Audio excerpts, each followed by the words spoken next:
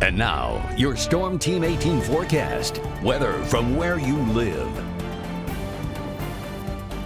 All right, we're going to be watching central Illinois over the next few hours because thunderstorms will form here. They'll kind of gel into a big complex of storms and eventually move southeastward. Those will be with us tomorrow morning. Then we watch as the Texas heat wave expands northeastward. These little disturbances, and see how they're triggering storms on the periphery, the heat wave.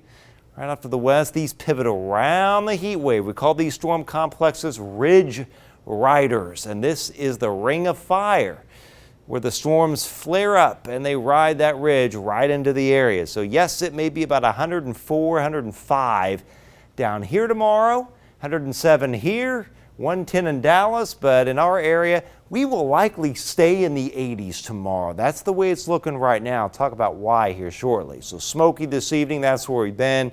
This is where we're going tonight, a low of 66, some storms late with a marginal risk of severe weather. That's a 1 out of 5 on the scale. Means isolated severe. The main threat would be just a couple isolated hailers. Smaller threat for an isolated strong to severe gust. This would tend to be between 3 a.m. and 11 a.m. Then, what's changed this evening, and there's still a little bit of lack of clarity on how the storm evolution will occur tomorrow. But the current thinking is we're probably not going to get a big long delay in that second round of storms because that little loop of smoke that looked like it might cap things and prevent storm development tomorrow afternoon, that will be way up here. So that said, it's a slight risk. That's a 2 out of 5 on the scale, scattered severe.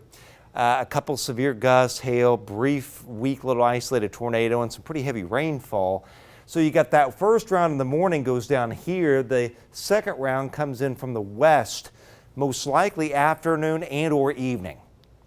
So that'll be something to watch. Then we watch Friday. Friday morning and Friday late afternoon, evening, it is a marginal to slight risk for severe weather once again as 1 or 2 waves of storms comes through. New data, this is brand new. This is 5:30 in the morning. You see the storms here, a complex developing here, kind of gelling together. That's 8. This is 9. You see the storms. This is 10 o'clock in the morning, and that's 11:30. Now watch this. This is what we'll be watching. Once this goes through, there may be a line out here that passes through the area and then drops to the southeast. So by afternoon, we may very well have a little line of storms right here, and then that pulls away, and eventually we'll get some clearing in the evening. But all that storm action may help to keep our temperature down a little bit tomorrow. Rather than getting to 90, it may be more like about 86 for a high. Then some storms Friday morning and Friday afternoon are possible, and more showers, storms Saturday and even into Sunday. So the rain's going to add up. Over the next 7 days, we're going to get like a couple to several inches of rainfall that'll really help to put a dent in the drought.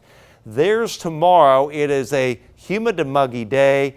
Off again, on again storms round 1, and then we have round 2. And remember the marginal risk early and the slight risk as the day goes on. And finally, there is Friday, a little hotter, some storms in the morning, then a break where we have the sun out, storms by evening. Look at that heat index on Friday, up to about 99.